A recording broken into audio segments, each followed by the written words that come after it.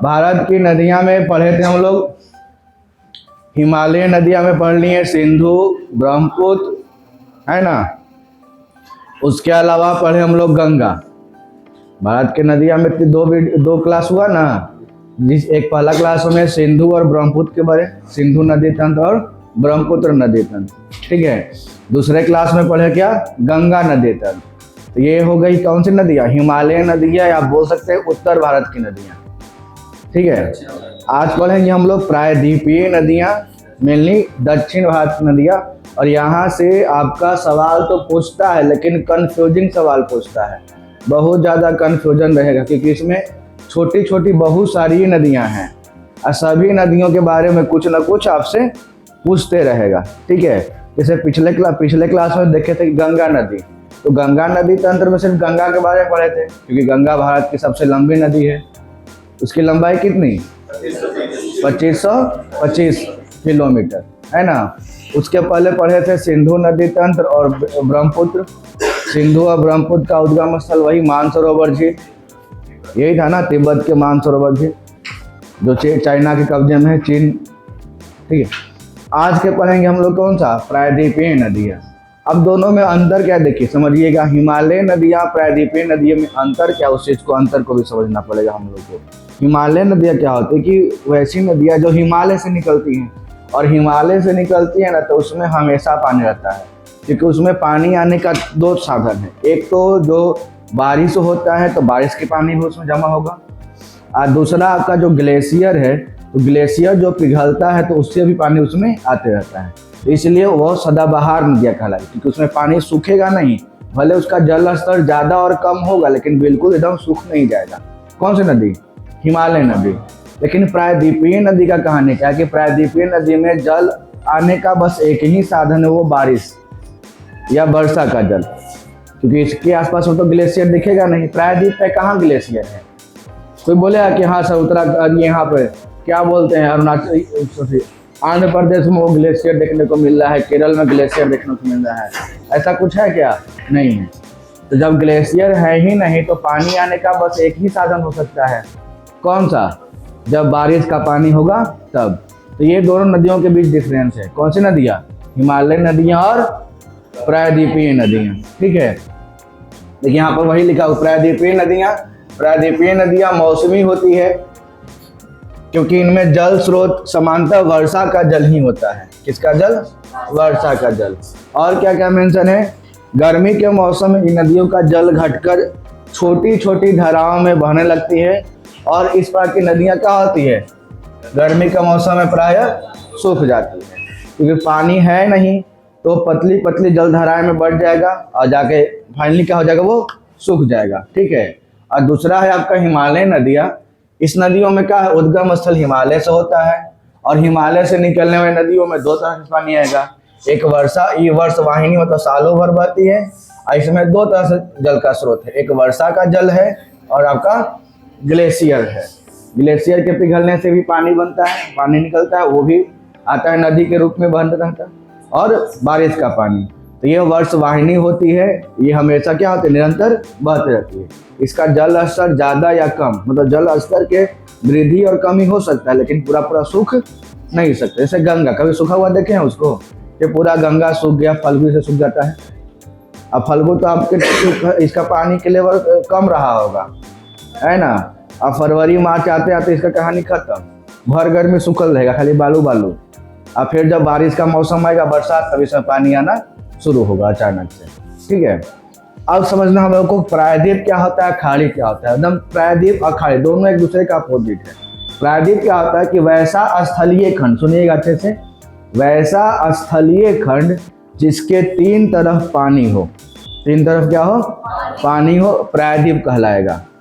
वैसा स्थलीय खंड जिसके, ये स्थलीय खंड दिख रहा है भारत का जो दक्षिणी सिरा है, यह स्थलीय खंड है जिसके तीन तरफ क्या है, पानी है, ये कहलाएगा प्रायद्वीप। अब खाड़ी क्या होता है, खाड़ी बना, जैसे बंगाल की खाड़ी बोलते हैं ना हम लोग, तो खाड़ी क्या होता है, ठीक इसका अपोजिट, मतलब कि वैसा समुद्र का वह भाग है ना जिसके तीन तरफ से स्थल हो, मतलब भूमि का खंड हो। बात समझे, समुद्र का वैसा भाग जिसके तीन तरफ से क्या हो, स्थल हो वो भाग क्या कहलाएगा, खाड़ी कहलाएगा। जैसे आप इसमें देखिएगा ये वाला मैप में, ये जो लाल से इसे किया हुआ है ये है बंगाल की खाड़ी। तो बंगाल खाड़ी इसको क्यों बोलेंगे, देखिए क्योंकि ये समुद्र का हिस्सा है और समुद्र का हिस्सा जो इसके तीन तरफ से स्थल से घिरा हुआ है, ऊपर से भी, दाएं से भी और बाएं से भी। अब बस एक तरफ से इसमें क्या है, समुद्री हिस्सा है। इस क्षेत्र को क्या बोलेंगे, खाड़ी। अब ये वाला क्षेत्र भी खाड़ी ही कहलाएगा। इसको बोला जाता है खंभात की खाड़ी, आप लोग पढ़े होंगे है ना। ये हो गया आपका खंभात की खाड़ी, ये हो गया आपका बंगाल खाड़ी। गुजरात के जो नीचे आपका बना हुआ है ना ऐसा शेप, ये वाला शेप बना हुआ है मैप में, देखिएगा ऐसे बना होता है शेप। ये वाला हिस्सा क्या होता है, खंभात का, उसमें भी तीन छोर से क्या है, भूमि है, ठीक है। और यहाँ पर भी तीन ओर से क्या है, भूमि। यहाँ पर क्लियर मैप में देखिए ना, ये जो मैप यहाँ पर बचा हुआ है, ये ब्लू ब्लू जो दिख रहा है, इधर भी भूमि है, इधर भी स्थल खंड है, इधर भी स्थल खंड, इधर भी स्थल खंड है, और बीच में क्या है, पानी है ना। ये तीन ओर से स्थलीय खंड से गिर गया है, इसका नाम पड़ गया खाड़ी। तो खाड़ी का नाम पड़ेगा, ये हो जाएगा खंभात की खाड़ी, ये हो गया कौन सी खाड़ी, बंगाल की खाड़ी, ठीक है। तो खाड़ी और प्रायद्वीप समझे आप लोग। और भी पढ़े फारस की खाड़ी है ना, स्टार्टिंग में जब सुनाए हो, बताए होंगे कहानी, तब जब ये जैसे यूरोपीय कंपनियां भारत में आती हैं या भारत का व्यापार विदेश से होता है, वो सब में बताए होंगे। देखिए यहाँ पे लिखा है कि समुद्र का वह भाग जो स्थल से काफी दूर हो तक प्रवेश कर जाती है तथा तीन ओर से स्थल से घिर जाता है। समुद्र का वह हिस्सा जो स्थल में काफी दूर तक प्रवेश कर गया और तीन साइड से स्थल से घिर गया, है ना। समुद्र का वह भाग जो स्थल में काफी दूर तक प्रवेश कर गया और तीन ओर से क्या हो गया, स्थल से घिर गया, क्या कहलाएगा, खाड़ी कहलाएगा। तो प्रायद्वीप और खाड़ी दोनों एक दूसरे का उल्टा हुआ। प्रायद्वीप में क्या था कि तीन ओर से पानी से घिरा हो, अब स्थलीय खंड हो तो प्रायद्वीप कहलाएगा। इसमें तीन ओर से स्थल से घिरा हो और समुद्री हिस्सा हो, जलीय खंड हो, क्या कहलाएगा, खाड़ी कहलाएगा। अब समझते हैं नदी के बारे में, मेन आपका इंपॉर्टेंट नदी है, ठीक है। तो भारत के दक्षिण में बहने वाली नदियों को हम लोग बांटते हैं दो भाग में।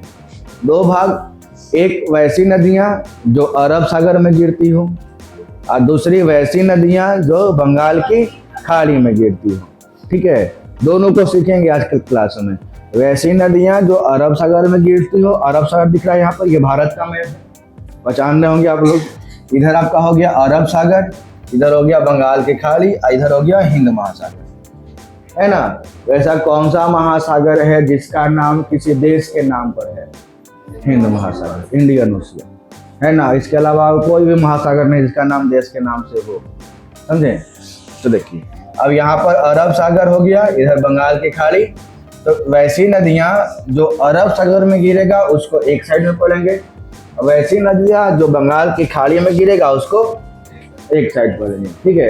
तो मेनली हम यहाँ पर नदियों का नाम लिख दिए हैं दोनों साइड में। अरब सागर में गिरने वाली नदियाँ साबरमती, माही, नर्मदा, ताप्ती, मांडवी, जुआरी, शरावती, गंगावेली, पेरियार और भरतपुजा।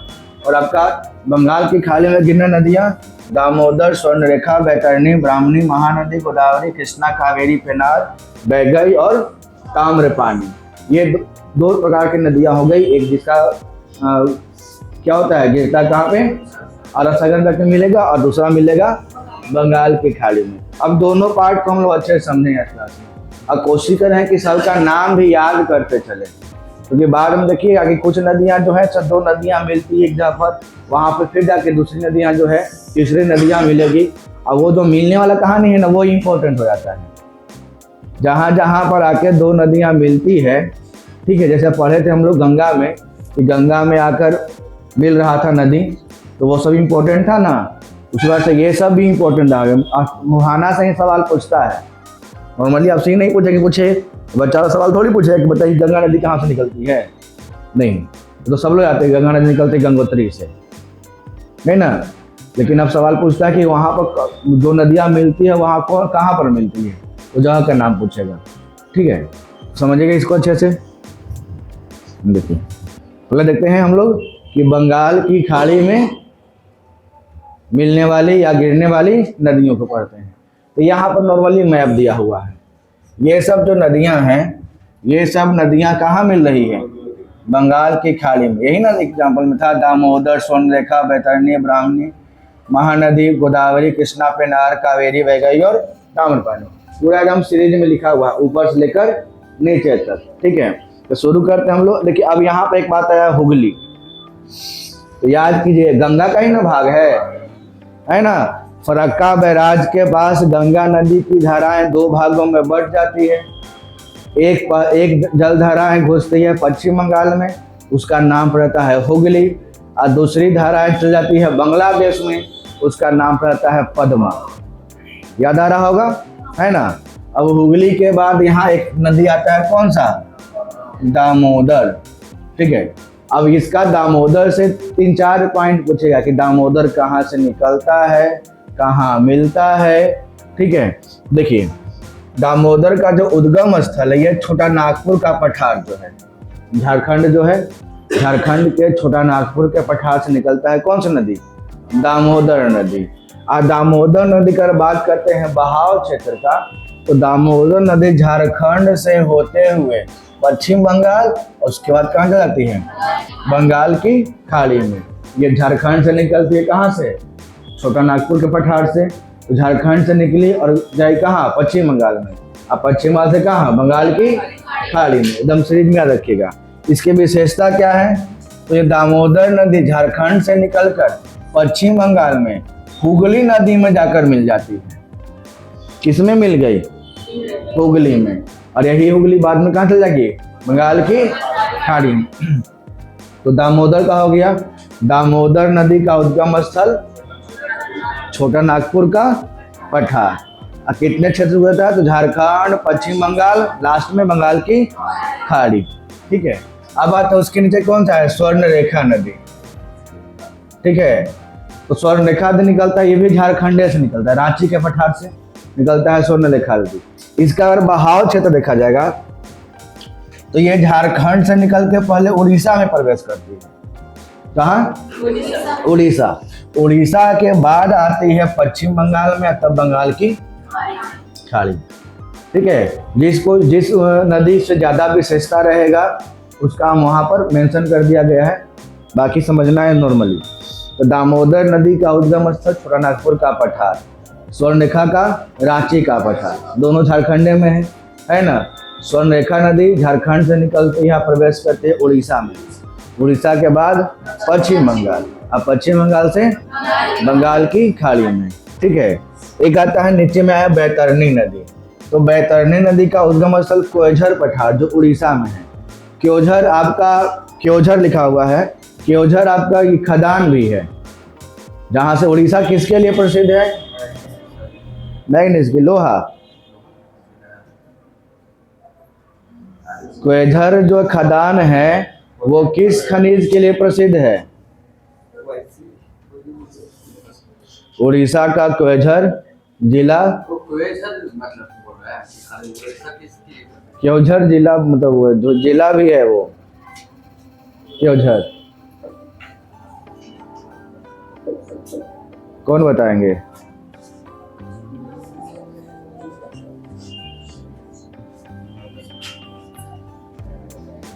इधर से महिला मंडली में से कोई आदमी, मतलब महिला मंडली में से कोई महिला आदमी बोल पूछे। क्योंझर जो है किस खनिज के लिए प्रसिद्ध है? लिखवावल नहीं है, लिखवाए होंगे कि बाबू पढ़ाए भी होंगे।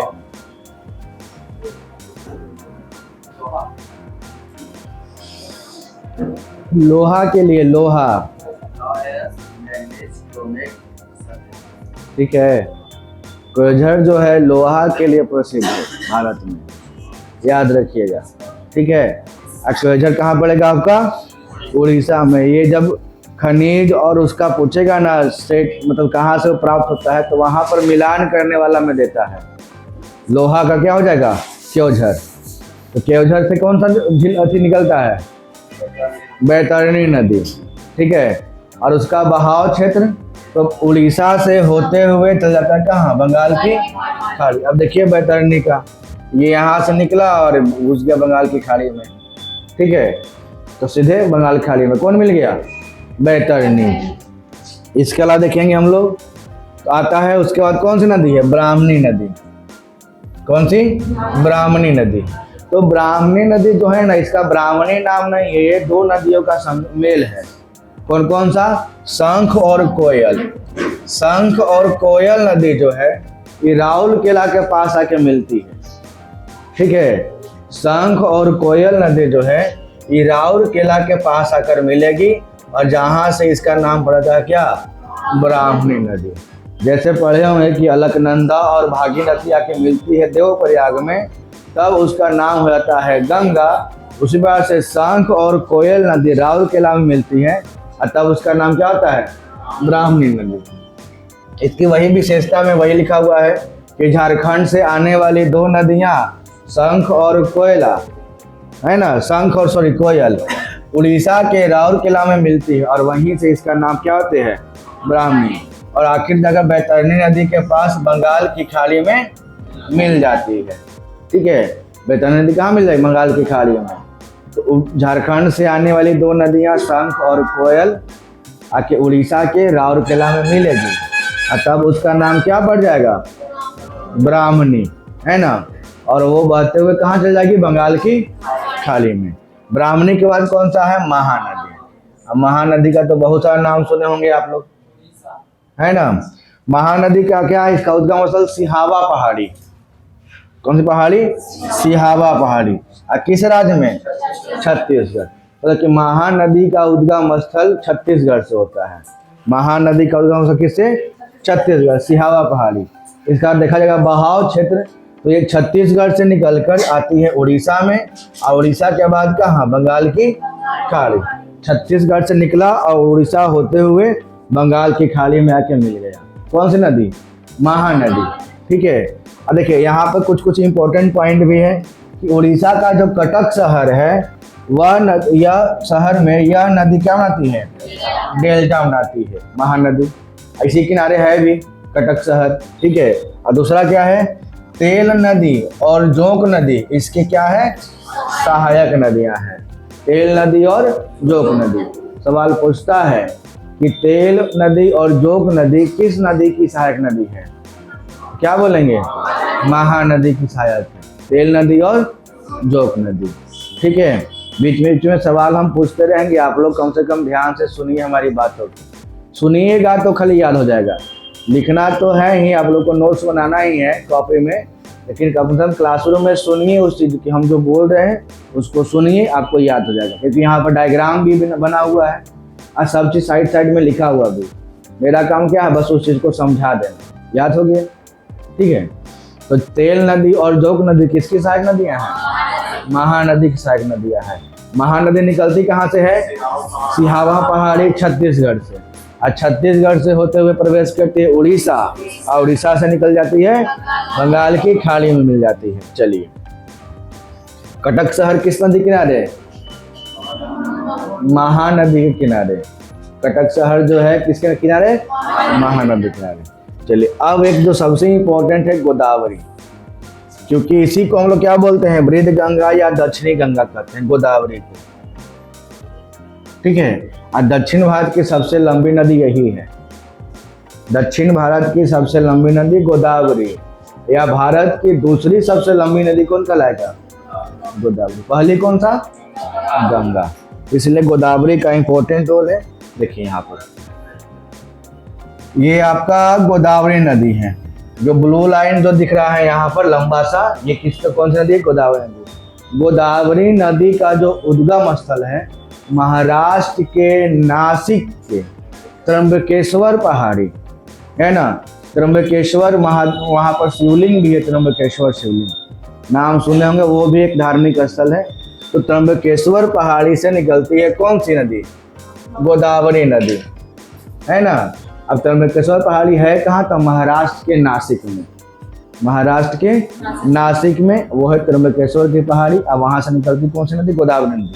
अब मेन पॉइंट देखिए, क्योंकि गोदावरी में भी बहुत सारी नदियाँ आके मिल रही है ना। तो जो नदियाँ गोदावरी में डायरेक्ट आके मिल रही है वो चारे गो है। 5 को बोल सकते हैं या 4 को। एक है पूर्णा, इंद्रावती और सबरी।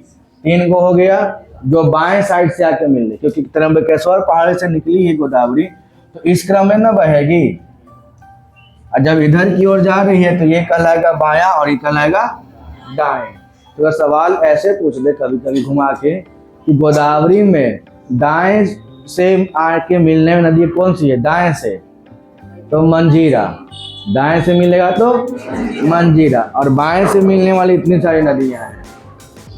जो डायरेक्ट मिल रही है तो पूर्णा, इंद्रावती और सबरी, ये बाएं से मिल रही है। और डायरेक्ट किस में मिल रही है? गोदावरी में। ठीक है। और एक यहाँ पर नदियां दिख रहा होगा, पेनगंगा। पेनगंगा में आके मिल रहा है वर्धा, पेनगंगा में ही आके मिल रहा है वेनगंगा, और तब इसका नाम क्या हो गया? प्राणहिता, है ना। प्राणहिता नदी का नाम है, जो बोल सकते हैं कि पेनगंगा और वेनगंगा का मिलन के बाद उसका नाम पड़ गया प्राणहिता। ठीक है। और वर्धा नदी किसमें मिलती है? पेनगंगा में। ये सब सवाल इंपॉर्टेंट होता है, और जब एकदम डिटेल से पूछेगा, एकदम अंदर घुस के, तो यही सब पूछेगा आपसे। बताइए कि वर्धा नदी किसकी सहायक नदी है? और नीचे 4 नदी का नाम दिया जाएगा। डेट तो ऐसे इधर दक्षिण भारत में छोटी छोटी बहुत सारी नदियां हैं ना, इस सब का नाम भूलना एकदम आसान है, तुरंत भूल जाइएगा, है ना, तुरंत भूल जाएगा। हम बता तो रहे हैं, अभी पढ़ रहे हैं ना, होता है कि आधा घंटा के बाद देसी मैथ पढ़ाएंगे ना हम, तो ये खत्म, बिना लिखे खत्म हो जाएगा। तो ये सब भूलना आसान है। तो ये सब क्या है कि रिवीजन करते रहिए, आपको याद रहेगा। मैथ के बाद वर्धा नदी किसके सहायक नदी है? तो पेनगंगा का। पेनगंगा और वेनगंगा मिलते उसका नाम क्या होता है? प्राणहिता। ठीक है। और वो किस में मिलती है? गोदावरी की सहायक नदी है। ये समझते इसमें गोदावरी तो निकलता है महाराष्ट्र से, महाराष्ट्र के नासिक से। अब महाराष्ट्र से होते हुए आता है छत्तीसगढ़, छत्तीसगढ़ के बाद कहाँ आता है? तेलंगाना, तेलंगाना के बाद आएगा आपका आंध्र प्रदेश, उसके बाद कहाँ? बंगाल की खाड़ी।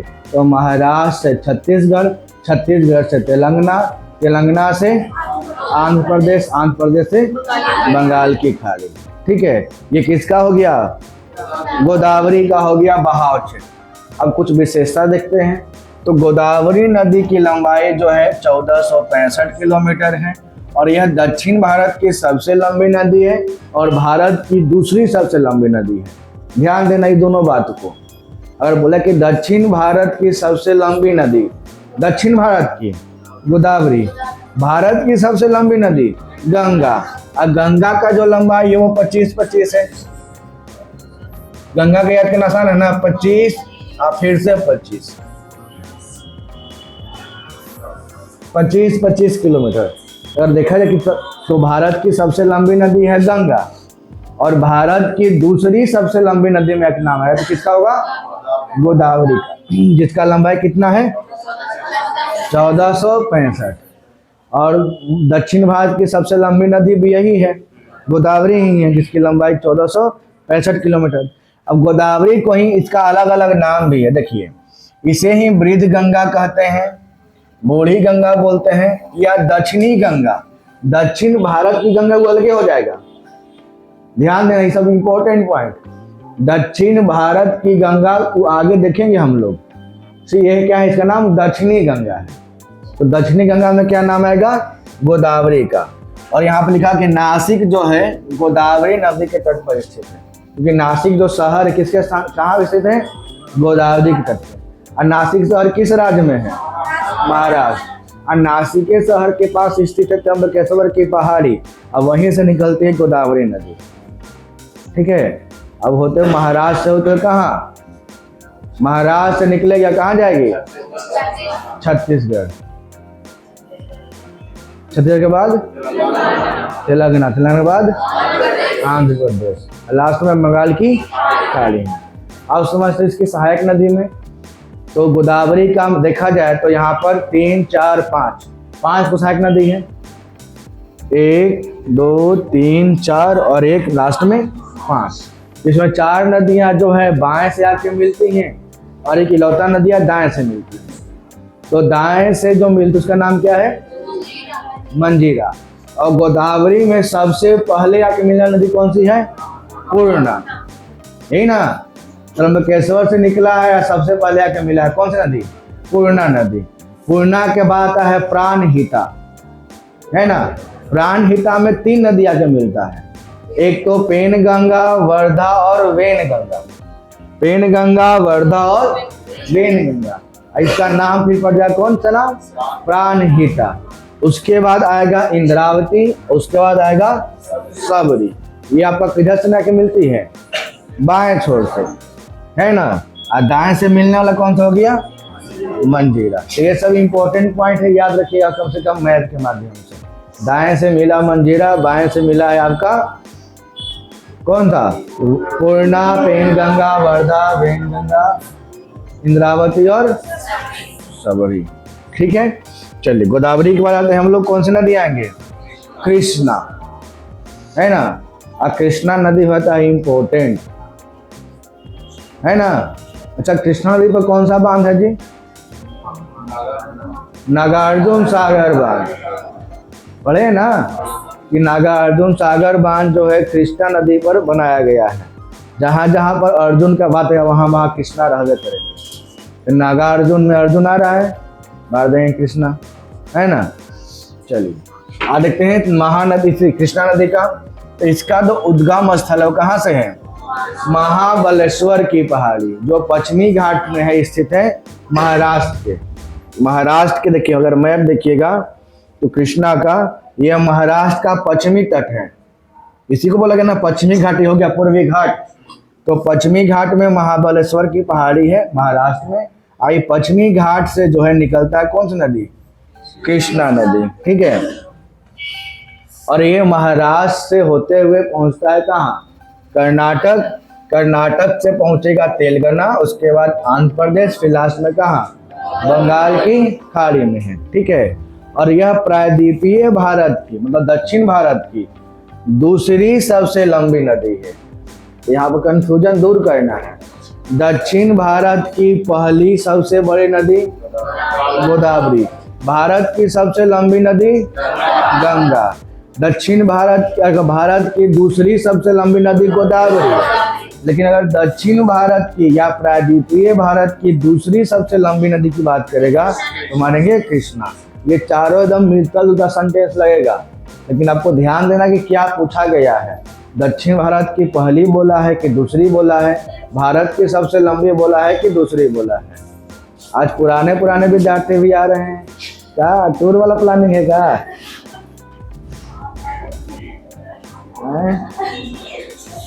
अब बहुत दिन से मेरा हाथ खुजला रहा था, दाहिना हाथ तो बहुत खुजली हुआ था कल से। मम्मी से पूछेंगे काहे खुजला, तो बोले कि पैसा मिलेगा, बोल के ठीक है देखते हैं, है ना। तो देखिएगा इसमें और क्या है, तो विशेषता यह प्रायद्वीपीय की। अब कोयना नदी को महाराष्ट्र की क्या बोलते हैं? जीवन। अब कोयना नदी देखिए, अब यहाँ पर भी दिख रहा होगा, यहाँ पर भी ये जो ब्लू का लाइन है कौन सी नदी है? कृष्णा नदी बाबू। कौन सी नदी? कृष्णा नदी। और कृष्णा में भी बहुत सारी सहायक नदियां हैं, ठीक है।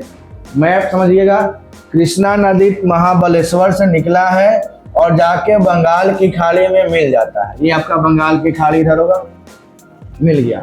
तो कृष्णा में भी बहुत सारी नदियां क्या हो रही है? मिल रही है।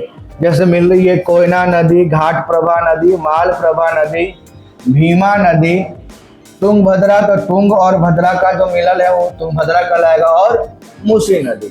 तो यहाँ पर अगर देखा जाए बाएं और दाएं करके, तो बाएं से मिलने वाली 2 ही नदियां हैं।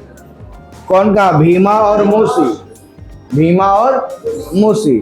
और दाएं से मिलने वाली नदियां का नाम है तो 4 गो आता है, कोयना, घाटप्रभा, मालप्रभा, तुंगभद्रा, है ना। कोयना नदी, घाटप्रभा नदी, मालप्रभा नदी और तुंगभद्रा नदी। ये दाएं छोर से आके मिलता है किसमें? कृष्णा में। अब बाएं से मिलने वाला 2 ही गो है, भीमा है और मूसी है। ये सब ध्यान देना है, मतलब कि जो नदी का सहायक नदी है ना, सवाल आपके एग्जाम में वहीं से पूछता है, ठीक है। या तो मिलान करने वाला पूछ दे कि नदियां हैं और इधर दिया है सहायक नदी, या उसको तो मिलान करना है कि किस नदिया का कौन सहायक नदी है, ठीक है। और नाम देगा दक्षिण भारत वाला तो उल्टा पुल्टा रहता है। हमें तो गंगा के बारे तो सब लोग पढ़वे करते हैं, लेकिन दक्षिण भारत की नदियाँ में कन्फ्यूजन भरमार है, समझे। उसमें एकदम प्रत्येक डेग में कन्फ्यूजन है। तो पूरा डेग अपना पैर बढ़ाइए तो देख के कि हाँ कहाँ पर मैच कर रहा है, नहीं तो बढ़ाइएगा गड्ढे में गिर जाइएगा, मतलब कि मारिएगा आंसर गलती मार दीजिएगा। तो जो होना चाहिए सही हुआ जाएगा गलती, नेगेटिव। अब तो लगभग सभी एग्जाम में नेगेटिव भी है। बिहार पुलिस को छोड़ दे तो बिहार पुलिस में भी था नहीं रहता बिहार पुलिस में, तो बिहार पुलिस है भाई, है ना। बिहार पुलिस का क्वेश्चन का लेवल समझ रहे हैं ना, दरोगों से टफ रहता है। बिहार पुलिस के सिलेबस का कोई माई बाप नहीं है, कुछ दे सकता है वो, सिलेबस देगा कुछ और, एग्जाम में कुछ और। मतलब कि पढ़ के जाइएगा आप इतिहास, जैसे उसका सिलेबस में यही है ना कि इतिहास से इतना सवाल, ज्योग्राफी से इतना, हिस्ट्री से इतना से दिया रहता है, अब उल्टा कर देगा, इतिहास कम करके सिविक्स वाला बढ़ा देगा, करेंट भरमार कर देगा, 10-10 को भर दे देगा करेंट अफेयर। तो वो तकलीफ है बिहार पुलिस के लोगों के लिए। और वो जो है दरोगों के बाप है, कहीं नाम उसका बिहार पुलिस है, लेकिन वो दरोगों से भी टफ लेवल का एग्जाम है। दरोगा में तो कम से कम जो सिलेबस है उसके हिसाब से सवाल देता है, या उसका जो पढ़ा हुआ है आपका पोर्शन की हिस्ट्री से इतना सवाल है, ज्योग्राफी से इतना सवाल है, वो सब उसी में से देता है, एक आध दो आगे पीछे करेगा। लेकिन बिहार पुलिस में नो चांस, है ना। All exam your depend on your luck, है ना।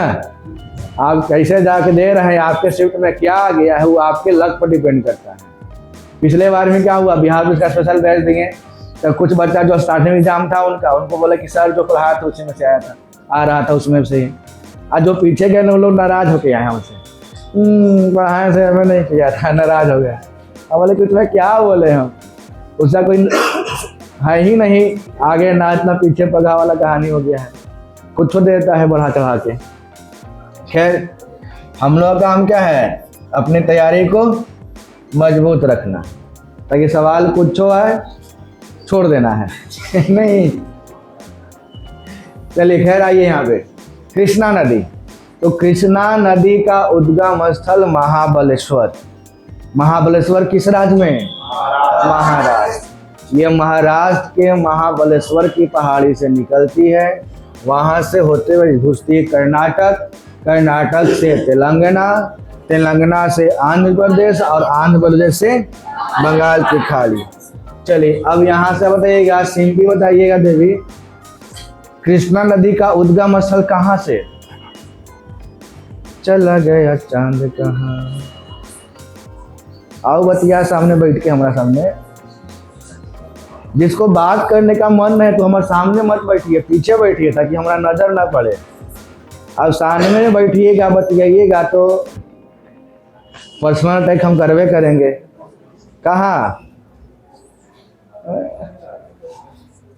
ये वो तो मन करता है ना कि ईंटा फेंक के मार दे माथा पे हम, उतना देर से चिल्ला रहे हैं महाबलेश्वर महाबलेश्वर। महावीरों वाला याद रखते तो याद रहता है महाबलेश्वर, वो नहीं याद करते हैं, ध्यान नहीं पढ़ाई पे। हम यहाँ समझा रहे हैं, आओ पीछे से एकदम बहुत दिन के बाद दोस्त आई है ना, पूरा एकदम सखी के साथ गला मिल रहा है सखियारो।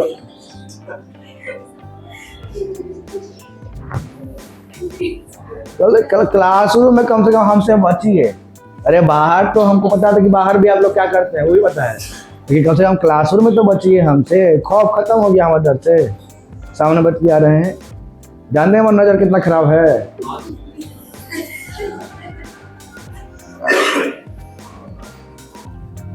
यहाँ देखिए पहले लाइन वही था, महाबलेश्वर। Yes sir. कहाँ से महाराष्ट्र, महाराष्ट्र निकलती है कर्नाटक, तेलंगाना, आंध्र प्रदेश से बंगाल की खाड़ी। इसी को देखते हैं विशेषता में क्या है। तो यह प्रायद्वीपीय भारत की दूसरी सबसे लंबी नदी। कोयना महाराष्ट्र की जीवन धारा है ना, ये महाराष्ट्र में सिंचाई के साधन कोयना है ना, इसलिए कोयना बोला है कोयना को महाराष्ट्र की जीवन धारा, ये कोयना नदी जो है, ठीक है। और हैदराबाद जो है मूसी के तट पे है। मूसी तट पे कौन सा, हैदराबाद। और आंध्र प्रदेश में विजयवाड़ा के पास जो है ये क्या बनाती है, डेल्टा बनाती है। कौन सी नदी? कृष्णा नदी। तो अब ध्यान देंगे हम इसका सहायक नदी पे। तो कृष्णा का बाएं तरफ से आने वाली दो नदियां हैं जो इसकी सहायक है। एक है आपका भीमा, दूसरा है आपका मूसी। भीमा मूसी, भीमा मूसी, ठीक है। दोनों मौसी ने कर लेना, भीमा मौसी, भीमा मूसी, ठीक है। और दाएं तरफ से आने वाली में आपका आता है 4 नदियां। ध्यान देना है, कोयना, घाट प्रभा, माल प्रभा, तुंगभद्रा, है ना। तुंगभद्रा जो है 2 नदियों का मेल है, एक तुंग का दूसरा भद्रा का, दोनों मिल गया तो बन गया तुंगभद्रा। तो कोयना, घाट प्रभा, माल प्रभा, तुंगभद्रा, ये दाएं छोर से आके मिलती है और बाएं से आने वाली 2 नदियां भीमा और मूसी। तो कुल मिलाकर 6 गो सहायक नदी हो गया किसका? कृष्णा का, ठीक है। आइए कृष्णा नदी के बाद, अच्छा इसका 2 बार आ गया है। आइए एक बच गया पेन्नार। कृष्णा के बाद कौन आ गया? पेन्नार। तो पेन्नार का उद्गम स्थल कर्नाटक का कोलार, कोलार फील्ड जो है ना, जहां से निकलता है सोना। तो सोना के साथ साथ एक नदी भी निकल रहा है जिसका नाम क्या है? पेन्नार नदी। और ये कर्नाटक से होते हुए आंध्र प्रदेश, उसके बाद बंगाल की खाड़ी में। तो पेन्नार नदी निकलती है कहाँ? कर्नाटक के कोलार। केजीएफ मूवी उसी बना है, कोलार गोल्ड फील्ड, रॉकी भैया, है ना। अब यहाँ पर रॉकी यादव भी हैं, इसलिए रॉकी को कोई कमेंट नहीं करना, तो मैसेज आ जाएगा हमारा पास, हाय। देख लीजिए कौन बोला जी हमारा हाल में।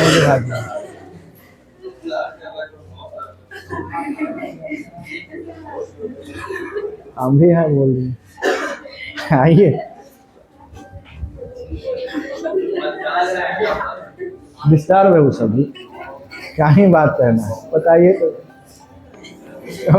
यहाँ पढ़ा रहे तो उधर से हलो सर बोलते हैं, बच्चा है सब, अभी समझे नहीं है। अभी तब उधर निकलता है 9 वाला 10th वाला, तो सब बच्चे ना कहलाएगा। तो सब जैसे सिखाएगा वैसे सीखेगा सब।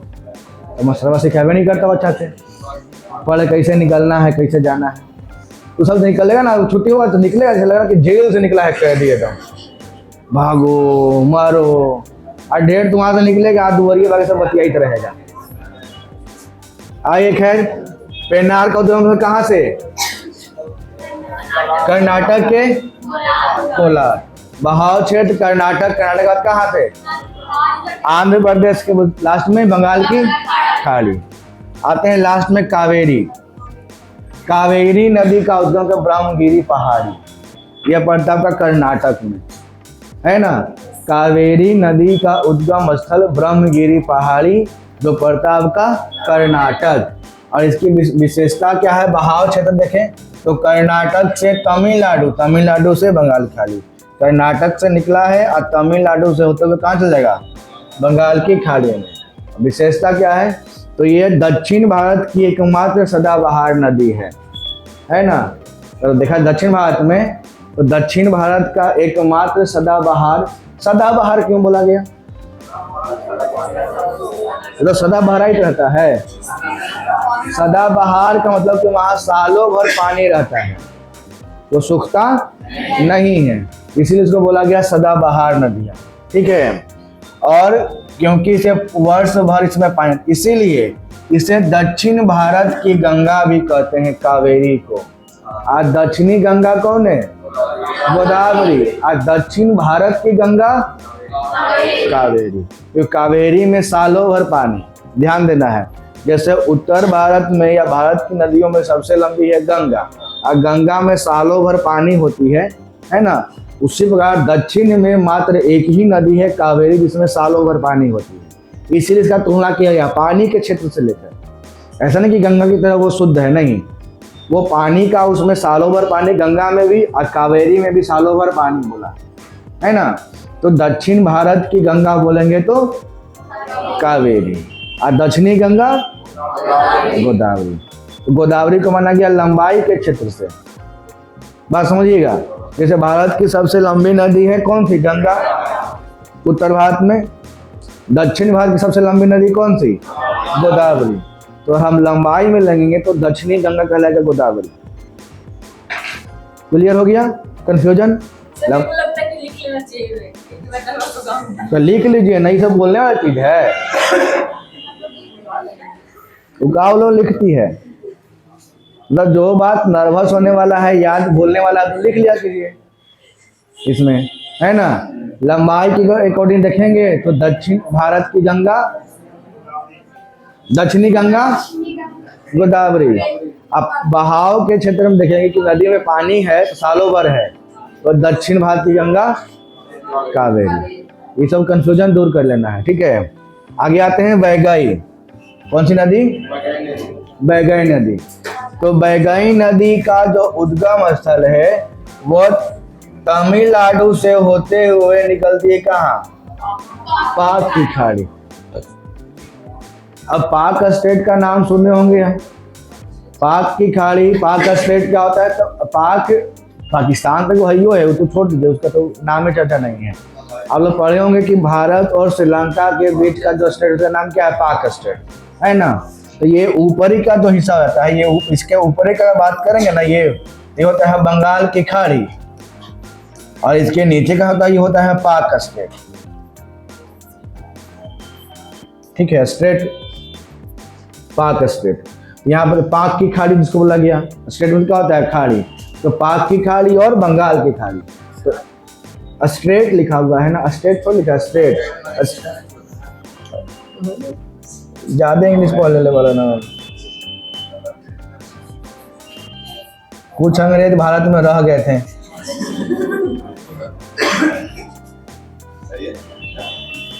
क्या हो गया? पाक की खाड़ी, और दूसरा कौन है? बंगाल की खाड़ी। तो ये नीचे आ गया तो पाक की खाड़ी हो गया। तो ये जो वैगई नदी किस में मिल रहा है? पाक की खाड़ी में, ठीक है। और इसका इम्पोर्टेंट पॉइंट क्या है कि मदुरै जो शहर होता है, तमिलनाडु का मदुरै शहर, ये किसके किनारे स्थित है? वैगई नदी के तट पर स्थित है।